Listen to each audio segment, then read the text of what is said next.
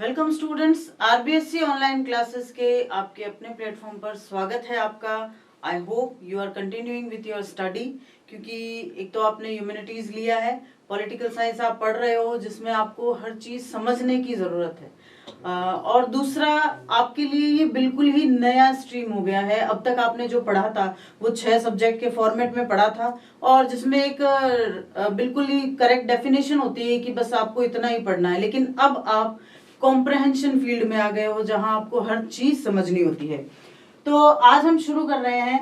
वैसे हमने अपना पहला चैप्टर जो शुरू किया था राजनीतिक सिद्धांत का, उसमें हमने देखा कि सिद्धांतों को किस तरह से इंटरप्रेट किया जाता है, क्यों सिद्धांत हमारे सामने आते हैं, हम क्यों पढ़े सिद्धांतों को।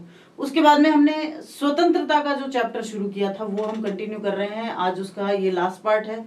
स्वतंत्रता की जब हम बात कर रहे थे तो सारी स्वतंत्रताओं के बाद हमने ये भी डिस्कशन कर लिया था कि परिधान पहनने का जो मुद्दा है वो भी कितना रेलेवेंट है, वो क्यों इतना उग्र बन जाता है, कभी कभी हम क्यों उस पर इतना रिएक्ट कर देते हैं। तो वो सब चीजें पढ़ने के बाद आज का जो हमारा टॉपिक है वो बहुत ही इंटरेस्टिंग होने वाला है। वो है अभिव्यक्ति की स्वतंत्रता, फ्रीडम ऑफ एक्सप्रेशन।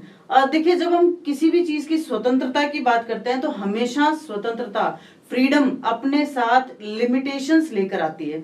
ऐसा आप कहेंगे कि जब स्वतंत्रता ही है तो फिर लिमिटेशन क्यों, और जब लिमिटेशन हो गई तो उसको फ्रीडम कैसे कहेंगे। लेकिन हमें सिर्फ अपनी स्वतंत्रता की बात नहीं करनी होती है, हमें अपने साथ साथ बाकी सबकी फ्रीडम को भी बिल्कुल नजर में रखना होता है। तो इसी वजह से जब हम स्वतंत्रता की बात करते हैं तो उसके साथ कॉन्स्ट्रेंट्स जो होते हैं, जो प्रतिबंध होते हैं, वो अपने आप सामने आ जाते हैं। तो आज हम जिसकी बात करेंगे जिस स्वतंत्रता की, वो है अभिव्यक्ति की स्वतंत्रता, जो कि सबसे विवादास्पद मुद्दा रहा है। हम बहुत ही कंट्रोवर्शियल रहे, विवादास्पद रहे, कुछ ऐसे मुद्दों की भी बात करेंगे। आपकी जो बुक है उसमें भी उनके बारे में दिया हुआ है, और बुक में तो सिर्फ नाम देके छोड़ दिया गया है। मैं आपको आज बताऊंगी कि क्यों वो मुद्दे इतने कंट्रोवर्शियल रहे। तो आप ये सोचिए कि क्या होना चाहिए था उन मुद्दों पर, जो जिस तरह का रिएक्शन आया हमारी सोसाइटी से या हमारे समाज की तरफ से, क्या वो रिएक्शन सही था। तो उनकी बात बाद में करते हैं। पहले हम बात करेंगे कि अभिव्यक्ति की स्वतंत्रता होती क्या है।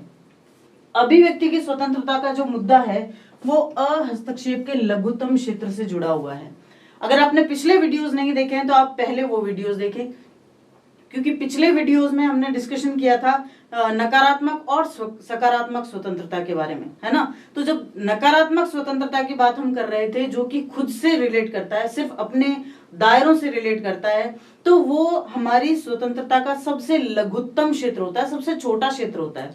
ऐसा इसलिए होता है क्योंकि हमारा दायरा कहीं ना कहीं जाके समाज के साथ, परिवार के साथ, दूसरों के साथ, चाहे हम अपनी जॉब पे जाएं, चाहे परिवार में रहें, चाहे कहीं और जाएं, तो दूसरों के साथ जुड़ जाता है। और जैसे ही हम किसी और के साथ जुड़ जाते हैं वो सकारात्मक स्वतंत्रता की ओर चला जाता है। तो इसीलिए जो अभिव्यक्ति की स्वतंत्रता है वो अहस्तक्षेप का लघुत्तम क्षेत्र है।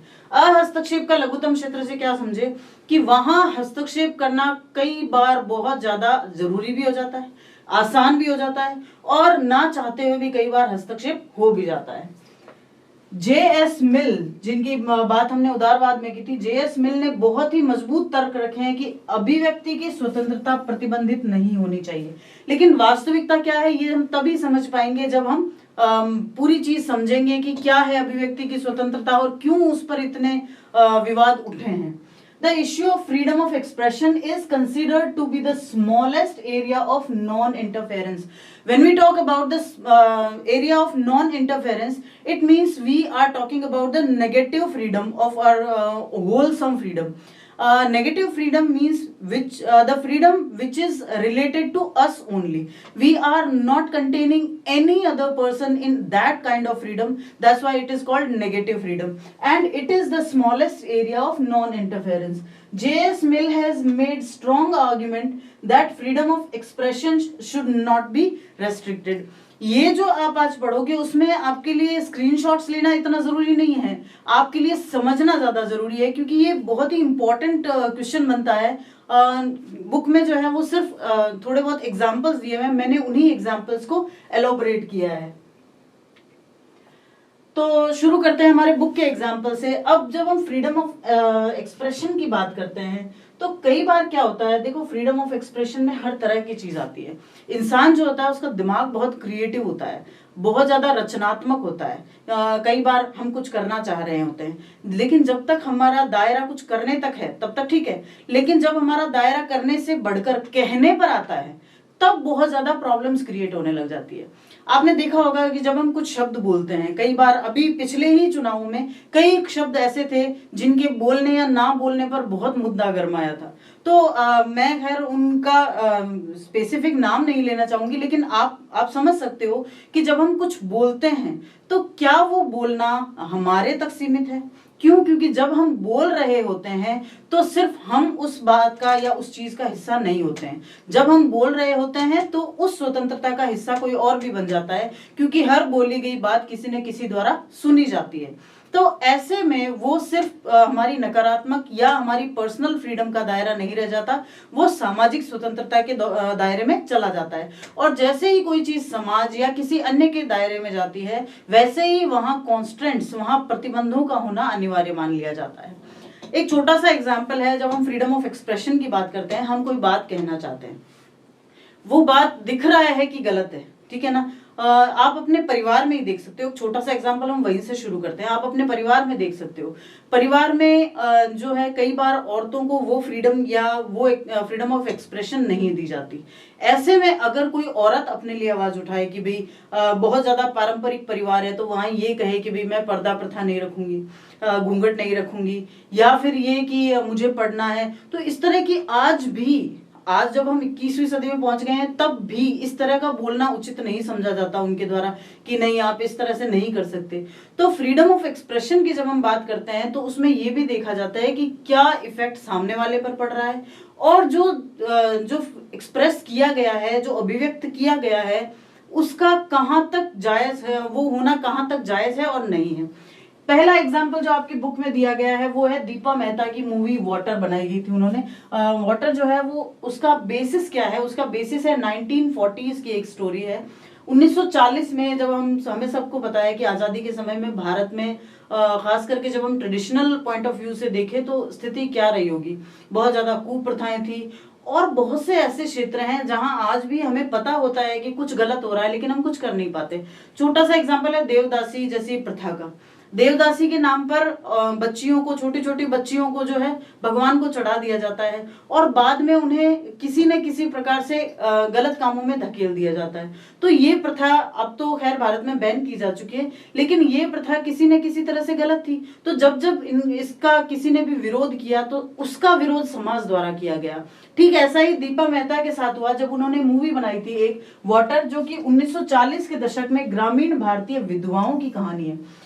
हमारे भारत में एक समस्या ये भी होती है कि जब कोई औरत विधवा हो जाती है तो उसके ऊपर बहुत सारे रेस्ट्रिक्शंस लाद दिए जाते हैं, बहुत सारे प्रतिबंध या बहुत सारी ऐसी चीजें, बहुत सारे रीति रिवाज के नाम पर बहुत सारे काम ऐसे करवाए जाते हैं जो उसके जीवन को नर्क बना देते हैं।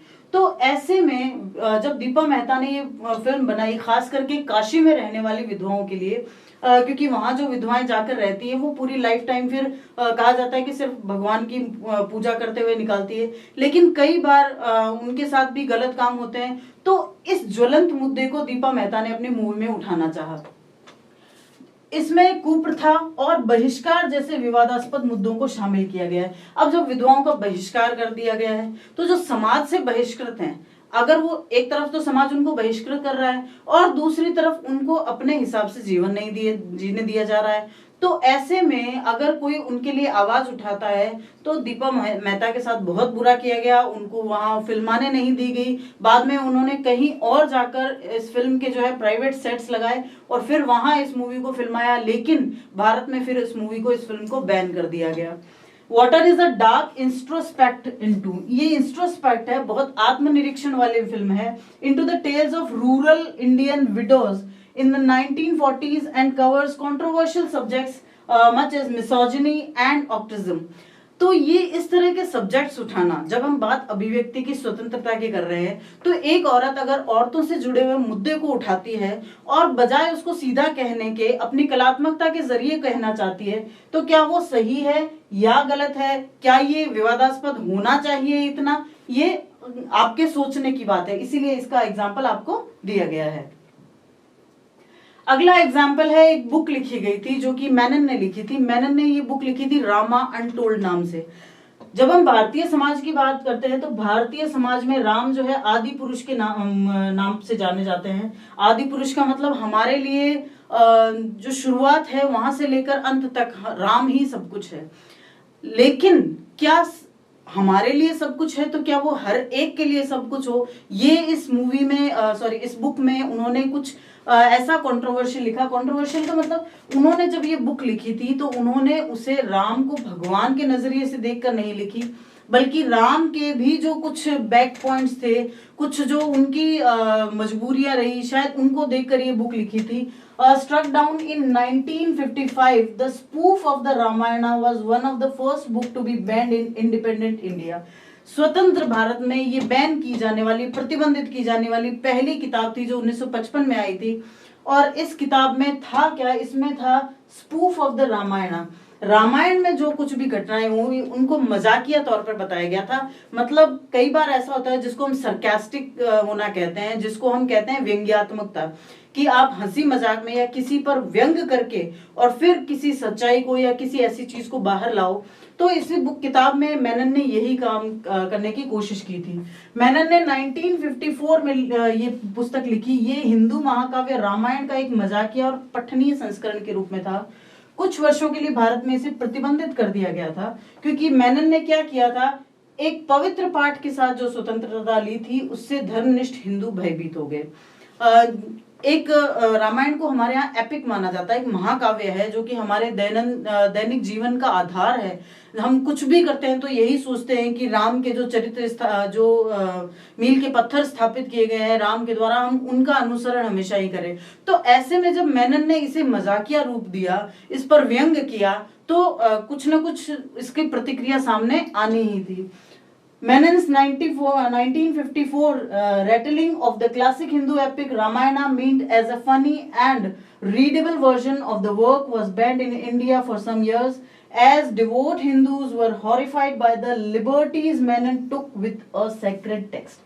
चलो ये मान लिया कि उन्होंने जो लिखा वो कई लोगों की भावनाओं पर कुठाराघात था, लेकिन क्या इस तरह से किताबों को बैन किया जाना, क्या इस तरह से उनको छपने से या फिर बंटने से उनको रोका जाना, क्या ये अभिव्यक्ति की स्वतंत्रता से जुड़ा हुआ मुद्दा नहीं है? उनको जो कहना है, क्या किसी एक व्यक्ति के किताब लिख देने से या किसी एक व्यक्ति के कुछ कह देने से उस महानतम चरित्र पर कोई दाग आ जाता है? क्या किसी व्यक्ति के किसी पुस्तक के बारे में टिप्पणी कर देने से क्या उस पुस्तक पर कोई फर्क पड़ता है? तो यानी अभिव्यक्ति की स्वतंत्रता की जब हम बात करते हैं तो ये सारी चीजें, ये सारे प्रश्न भी निकल के आ जाते हैं। इसके बाद एग्जाम्पल जो दिया गया है वो है द सैटेनिक वर्सेस का। ऐसा नहीं है कि सिर्फ हिंदू धर्म के साथ ही ऐसा हुआ है, भारत में या विश्व में सभी जगह जो है और कई धर्मों के साथ भी ऐसी ही बातें हुई है जिसकी वजह से उनको बैन किया जाना पड़ा। भारत में चूंकि हम धर्मनिरपेक्ष राष्ट्र हैं, हम ना सिर्फ धर्म से अलग रहते हैं, हमारा शासन जो है सिर्फ धर्म से अलग रहता है बल्कि सभी धर्मों का सम्मान भी करता है। तो ऐसे में अगर किसी भी धर्म पर कुछ कुठाराघात किया जाता है, कुछ भी ऐसी बात कही जाती है, तो उसको जरूर देखा जाता है शासन की तरफ से कि इसको प्रतिबंधित किया जाना चाहिए या नहीं। तो जो द सैटेनिक वर्सेस था वो सलमान रुश्दी द्वारा लिखा गया था। इसमें मुख्य विषय में क्या है, धर्म और अच्छाई बनाम बुराई, यानी वही जो हर अच्छी बुक में होता है कि अच्छाई और बुराई की लड़ाई और उसके बाद में अच्छाई की विजय, ये ही इस किताब का मुख्य जो है विषय था। इसके नायक हैं जिब्रील और सलादीन। लेकिन पता है इस पर विवाद क्यों हुआ? फिर भी जिब्रील का जो धार्मिक दर्शन है वो पागलपन का परिणाम प्रतीत होता है, विश्वास का नहीं। इस पुस्तक में कुछ ऐसा था कि एक व्यक्ति जिसका नाम जिब्रील है वो धर्म को मानता है, वो धर्म की सारी चीजों को मानना शुरू कर देता है, पैगंबर के जो सिद्धांत थे उनको मानना शुरू कर देता है, लेकिन ऐसा प्रतीत होता है कि वो उनकी जो है आदर्शों को नहीं मान रहा है, बल्कि वो सिर्फ मजबूरी की वजह से या पागलपन की वजह से उनको मान रहा है। तो ऐसे में जो मुस्लिम समुदाय के लोग थे उन्होंने काफी विरोध किया इस किताब का और आखिरकार बाद में इस किताब पर भी बैन लगाया गया और रश्दी पर तो कई बार हमले भी हुए और सलमान रश्दी को बाद में कुछ दिन भारत से बाहर जाके रहना पड़ा। तो यानी ये सब सिचुएशन जो क्रिएट हुई क्या इसमें कहीं ना कहीं अभिव्यक्ति की स्वतंत्रता खत्म नहीं हो रही है? इस्लामिक समुदायों में उपन्यास का तुरंत विवादास्पद हो गया था, क्योंकि कुछ मुसलमानों ने रुश्दी पर अभिव्यक्ति की स्वतंत्रता का दुरुपयोग करने का आरोप लगाया था। उन्हें ऐसा लगा कि इस तरह से ये कहना इस स्वतंत्रता का दुरुपयोग किया जा रहा है। The main theme in the satanic verses includes religion, good versus evil, and immigration and assimilation. The plot of the novel hangs on the miraculous survival of its heroes Jibril and Saladin. Yet Jibril's religious vision appears to be the result of madness, not faith. और इसी वजह से ये book इतनी controversial हो गई। In Islamic communities, the novel became instantly controversial because of what some Muslims considered blasphemous references. Rushdie was accused of misusing freedom of speech. अब यहाँ मुद्दा हम किताबों का या इनमें क्या गलत है क्या सही है ये नहीं उठा रहे हैं। ना मैं आपको ये कहना चाह रही हूँ कि इन किताबों में कुछ गलत नहीं है, ना मैं ये कह रही हूँ कि ये किताबें गलत है, इनको बैन होनी चाहिए। मैं आपको सिर्फ ये समझाना चाहती हूँ कि जब हम बात अभिव्यक्ति की स्वतंत्रता की करते हैं तो एक व्यक्ति द्वारा कुछ कहा जाना पूरे समाज की अभिव्यक्ति की स्वतंत्रता का हनन कैसे कर सकता है, या फिर पूरा समाज मिलके भी क्या एक व्यक्ति की अभिव्यक्ति की स्वतंत्रता को दबा सकता है? तो ऐसे में क्या इसकी कोई लिमिटेशंस है? अगर लिमिटेशंस होती हैं, अगर उनके दायरे बांध दिए जाते हैं, तो क्या उस स्वतंत्रता का कोई महत्व रह जाता है अभिव्यक्ति की स्वतंत्रता का? इसके बाद में एक और जो मूवी बनाई गई थी उसका नाम था the last temptation of Christ. Last temptation of Christ Christian समुदाय से जुड़ी हुई है। एक्चुअली इस बुक का या इस जो मूवी बनी थी इसका थीम क्या है कि ईसा मसीह जो कि क्रिश्चियन समुदाय के लिए सबसे ज्यादा पूजनीय है, उनको भी कुछ कभी डर लगा हो या फिर कभी उनके जीवन में कुछ ऐसी अगर भावनाएं आई हो तो उन्होंने उस पर कैसे विजय प्राप्त की। तो ओवरऑल अगर हम देखें तो ये एक ऐसी बुक है जो कि बहुत ज्यादा उनको इंस्पिरेट करती है, लेकिन फिर भी इस बुक में ये बताया गया है कि ईसा मसीह को भी इस तरह की भावनाओं से दो चार होना पड़ा था। The last temptation of Christ Martin Scorsese द्वारा निर्देशित 1988 की एक धार्मिक ड्रामा फिल्म है।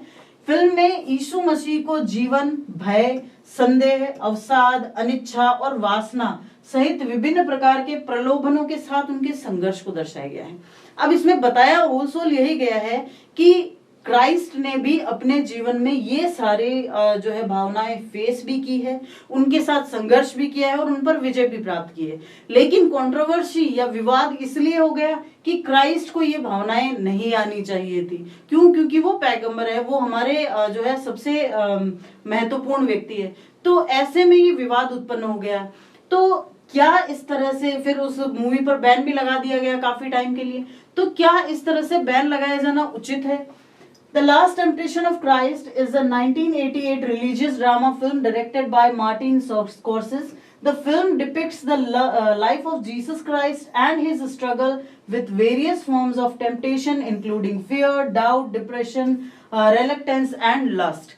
But still, people were not ready that time just to see that Christ himself is facing all these kinds of feelings like fear, like lust and everything. So this movie was banned that time. तो यानी जब हम अभिव्यक्ति की ही स्वतंत्रता कह रहे हैं तो इस तरह से धर्मों के साथ छेड़छाड़ किया जाना और फिर उसके बाद अपने आप को अभिव्यक्त करना उचित है या नहीं? और या फिर दूसरी तरफ से क्वेश्चन आता है कि धर्म क्या है? धर्म भी तो वही है जो इंसान ने अपने लिए बनाया है। तो ऐसे में क्या अपने मन की बात उसके जरिए कहना ठीक नहीं है? तो यानी दोनों तरफ से ये क्वेश्चंस खड़े होते हैं। ये तो जब हमने बात की थी तो ये धर्मों के बारे में की थी कि भाई हिंदू धर्म पर कुछ मूवी बनी या फिर कुछ बुक आई, ठीक इस्लाम धर्म के साथ भी हुआ, क्रिश्चियंस के साथ भी हुआ। लेकिन सिर्फ धर्म की बात नहीं है। ऐसा नहीं है कि भारत में अभिव्यक्ति की स्वतंत्रता पर बैन सिर्फ धर्म के ही लिए लगता है, और भी कई सारे मुद्दे हैं जो उठाए जाते हैं। जैसे एक बहुत ही ज्यादा कंट्रोवर्शियल मुद्दा आया था, एक नाटक का नाम था मी नाथुराम गोडसे बोलता है। मी नाथुराम गोडसे बोलता है मराठी भाषा में लिखा गया एक नाटक है। इसे प्रदीप दलवी ने लिखा है। ये गोपाल गोडसे द्वारा लिखी गई एक पुस्तक may it please your honour पर आधारित है। कार्लाइन मैकलेन ने ये कहा था कि ये नाटक गोडसे की रक्षा याचिका को लागू करता है और इस प्रकार गांधी जी की हत्या और गोडसे के दृष्टिकोण से गोडसे के मुकदमे की खोज करता है। इस नाटक में क्या था, होल सोल इस नाटक में ये था कि नाथूराम गोडसे ने जब गांधी को मारा तो उन्होंने गांधी जी की हत्या क्यों की, इस बारे में कुछ तर्क दिए गए हैं। सभी को अपनी अपनी बात कहने का हक है। हम जानते हैं कि भारत का संविधान ऐसा है कि हर एक व्यक्ति को अपनी बात कहने का हक है। तो ऐसे में गोडसे के दृष्टिकोण से ये किस पुस्तक लिखी गई थी उनके बेटे के द्वारा, गोपाल गोडसे द्वारा, may it please your honour, और फिर उसी पुस्तक पर ये नाटक लिखा गया, मी नाथूराम गोडसे बोलता है। तो इस नाटक में कहीं ना कहीं गोडसे का जो भी विचार रहा है, उसका जो भी दर्शन रहा है, उनके जो भी सोचने का तरीका रहा है, उसको दर्शाया गया है। उनका गांधी जी की हत्या करने के पीछे के क्या कारण थे, उनको बताया गया है। तो ये नाटक बहुत ही विवादास्पद इसलिए भी हुआ था क्योंकि भारत जो है वो गांधी को, महात्मा गांधी को राष्ट्रपिता का दर्जा देता है, और ऐसे में अगर उनकी हत्या करने वाले, उनके हत्यारे की जो भी दर्शन है, उनके हत्यारे की जो भी सोच है, उसको अगर जस्टिफाई किया जाएगा तो लोग विरोध करेंगे, ये सीधी सी बात है। लेकिन क्या उनको भी अपनी बात रखने का हक नहीं है? मी नाथूराम गोडसे बोलता है is a play written in the Marathi language. It has been written on Pradeep Dalvi. It is based on the book May It Please Your Honor, written by Gopal Godse, who was the son of Nathuram Godse. According to Caroline McLean, the play enacts Godse's defense plea.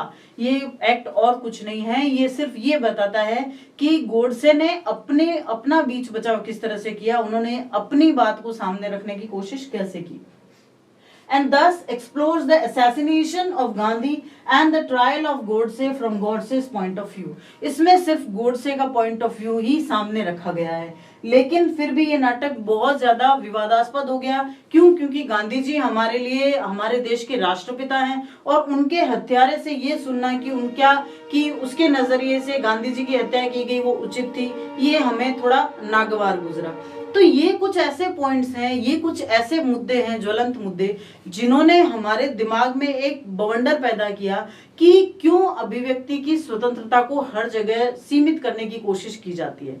लेकिन दोनों ही तत्व हैं। एक तरफ ये भी सोचा जाता है कि क्या किसी एक व्यक्ति की अभिव्यक्ति से पूरे समाज को, पूरे समुदाय की भावनाओं को आहत किया जाना उचित है। लेकिन सिर्फ इसीलिए कि पूरे समाज की भावनाएं आहत हो रही है, क्या कोई व्यक्ति अपना मुंह सिर्फ इसीलिए बंद कर ले क्योंकि दूसरे उससे परेशान हो रहे हैं, क्योंकि वो बात कह रहा है, किसी को चोट नहीं पहुंचा रहा है, किसी को नुकसान नहीं पहुंचा रहा है, किसी को लूट नहीं रहा है, किसी की हत्या नहीं कर रहा है, तो ऐसे में ये तर्क वितर्क हमेशा से चलते रहते हैं। अब आपके जो बुक में मेन पॉइंट दिया हुआ है अभिव्यक्ति की स्वतंत्रता के, आपने ये चीज समझी कि क्या होती है अभिव्यक्ति की स्वतंत्रता, क्यों इसको बैन किया जाता है, क्यों ये इतना विवादास्पद मुद्दा है। अभिव्यक्ति की स्वतंत्रता पर मिल के विचार क्या है? जेएस मिल, हमने शुरू में ही अभिव्यक्ति की स्वतंत्रता पर मिल को पढ़ा। अब मिल ने कुछ विचार रखे हैं। मिल ने कहा है कि किसी भी व्यक्ति की अभिव्यक्ति की स्वतंत्रता कभी भी दबाई नहीं जानी चाहिए, उसको कभी भी प्रतिबंधित नहीं किया जाना चाहिए। क्यों कहा है उन्होंने ऐसा? 19वीं शताब्दी के ब्रिटेन के एक राजनीतिक विचारक जॉन स्टुअर्ट मिल ने अभिव्यक्ति तथा विचार और वाद विवाद की स्वतंत्रता बहुत ही भावपूर्ण पक्ष प्रस्तुत किया है। उनकी पुस्तक है ऑन लिबर्टी, आप इसके बारे में भी पढ़ चुके हैं। ऑन लिबर्टी में उन्होंने 4 कारण पेश किए हैं कि अभिव्यक्ति की स्वतंत्रता उन्हें भी होनी चाहिए जिनके विचार आज की स्थितियों में गलत या भ्रामक लग रहे हैं। हमने अभी कुछ केस स्टडीज देखी, चाहे वो दीपा मेहता की वाटर हो, चाहे वो रश्दी की द सैटेनिक वर्सेस हो, और चाहे वो the last temptation of Christ हो। यानी वो हो सकता है कि हमें उस समय गलत लगे, लेकिन बाद में हो सकता है कि उनमें से कुछ सार तत्व निकल के आए, और इसीलिए मिल अपनी पुस्तक ऑन लिबर्टी में ये कहते हैं कि सिर्फ इसीलिए हमें किसी के विचारों को दबाने का हक नहीं है। क्यों? क्योंकि वो अभी हमें भ्रामक लग रहे हैं या गलत लग रहे हैं। John Stuart Mill, a political thinker and activist in the 19th century Britain, offered a passionate defense on freedom of expression, including freedom of thought and discussion. He is not only considering the freedom of expression, but he is saying about freedom of thoughts and freedom of discussion. He is just saying that we should not only express ourselves, हमें इस बात का भी हक है कि हमने जो एक्सप्रेस किया है हम उस पर किसी और के साथ डिस्कस कर सके, वाद विवाद कर सके। In his book on liberty, he offered 4 reasons why there should be freedom of expression even for those who espouse ideas and appear false or misleading today. आज शायद हमें उनकी बातें या गलत लग रही होगी, लेकिन फिर भी हमें उनकी बातों को सुनना चाहिए, उनका सम्मान करना चाहिए। इसके 4 कारण हैं। क्या 4 कारण हैं? सबसे पहला कारण तो ये है कि कोई भी व्यक्ति अगर कुछ अभिव्यक्त करता है, कोई भी व्यक्ति या कोई भी विचार पूरी तरह से गलत नहीं होता है, उनमें कहीं ना कहीं सच्चाई का अंश तो होता ही है।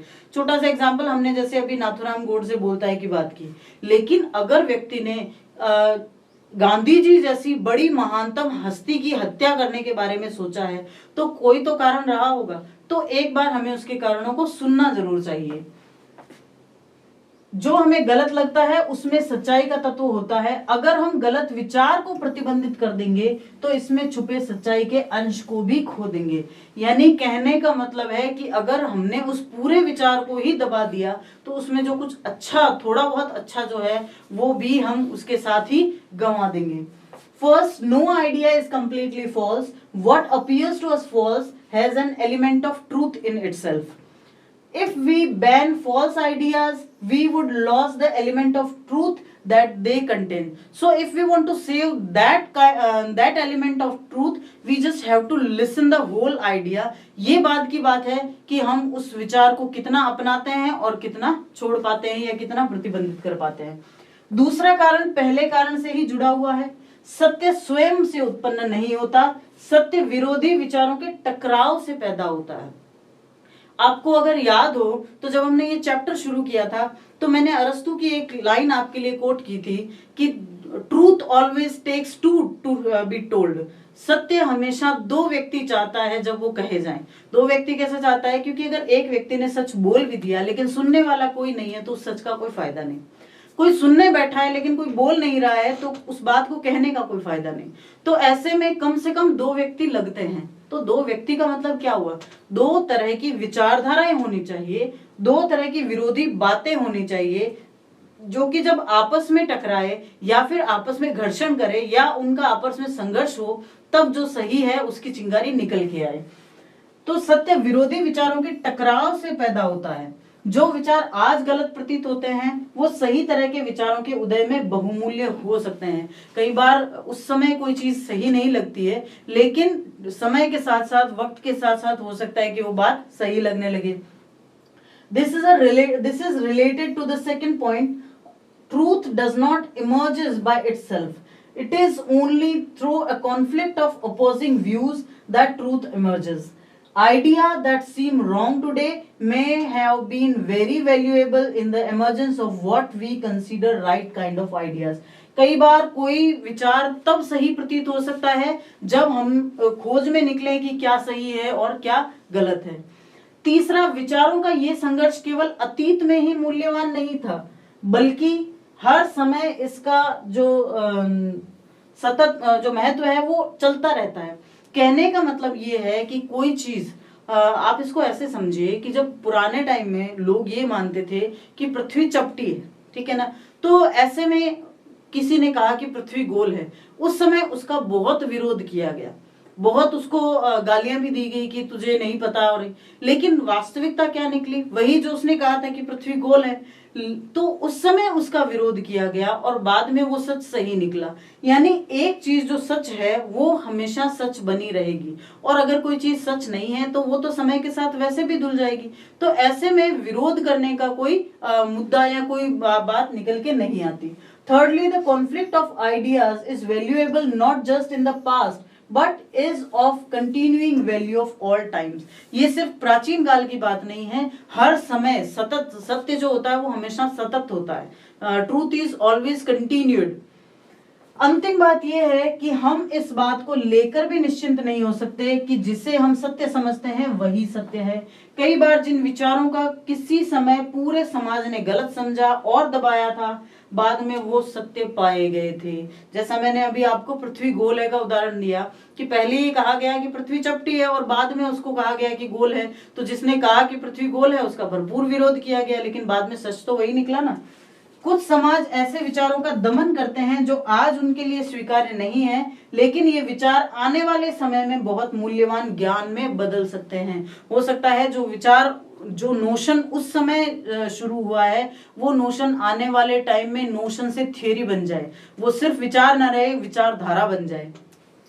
Finally, we cannot be sure that what we consider true is actually true. Very often ideas that were considered false at one point by the entire society and therefore suppressed unturned out to be true later on. A society that completely suppresses all ideas that are not acceptable today runs the danger of losing the benefits of what might turn out to be very valuable knowledge. तो इसका भी पूरा नुकसान जो होता है वो समाज को ही होता है, क्योंकि समाज आज के समय में तो ये कह सकता है कि ये विचार जो है वो सही नहीं है, लेकिन वो विचार बाद में जाकर बिल्कुल सही प्रतीत हो सकता है।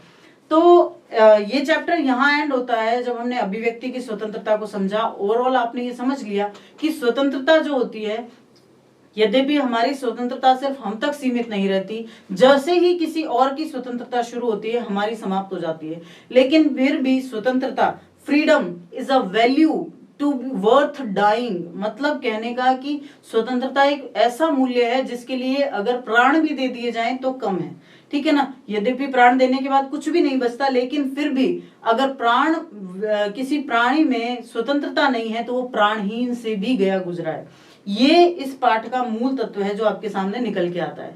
तो इसके साथ ही ये चैप्टर समाप्त होता है और ये वीडियो भी। आप इस चैप्टर के जो जितने भी पार्ट्स हैं उनको एक बार वापस देखिए, क्योंकि ये सारे कॉन्सेप्ट्स जब तक आपके क्लियर नहीं होंगे तब तक आप कॉम्प्रिहेंसिव नहीं हो पाएंगे, आप इनके क्वेश्चंस को अटेंड करके और उनके आंसर को प्रॉपर्ली नहीं देख पाएंगे। तो पढ़ते रहिए हमारे साथ साथ, वीडियोस देखते रहिए और साथ ही साथ कोशिश कीजिए कि इन कॉन्सेप्ट्स को समझ भी सको। Thank you.